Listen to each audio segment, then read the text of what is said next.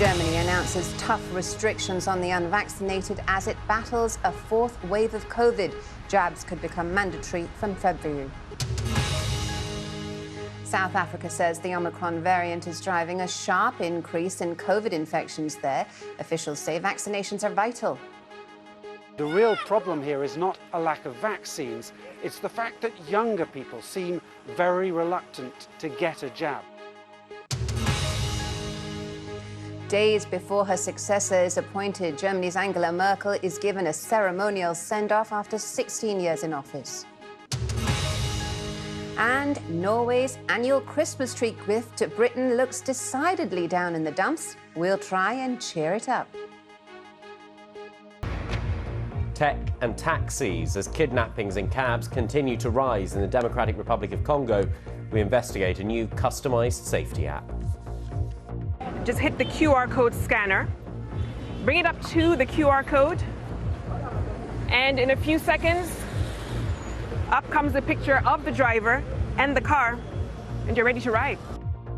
The U.S. has reinstated a controversial migration policy that orders asylum seekers to return to Mexico while they wait for their applications to be processed.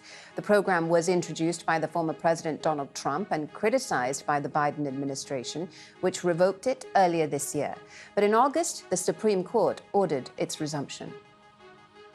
Jeffrey Epstein's former housekeeper has testified that two underage girls, who appeared to be 14 to 15 years old, were driven to his Palm Beach home on the instructions of Ghislaine Maxwell. He was speaking on the fourth day of Miss Maxwell's sex trafficking trial. Juana Lessie said the two girls were Jane, the first accuser, and Virginia Roberts, now Virginia Giuffre. Thousands of farmers in India, whose protests forced Prime Minister Narendra Modi to repeal controversial farm laws, say their fight is far from over.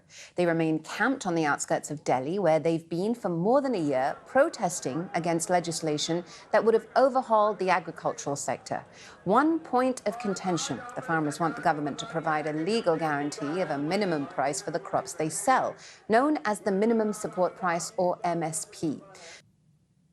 Well, India's capital, Delhi, has ordered the closure of schools and colleges from Friday until further notice due to a spike in air pollution. It comes after the Supreme Court criticized the city's authorities for reopening them last week despite very poor air quality. Schools and colleges had been shut for nearly 15 days.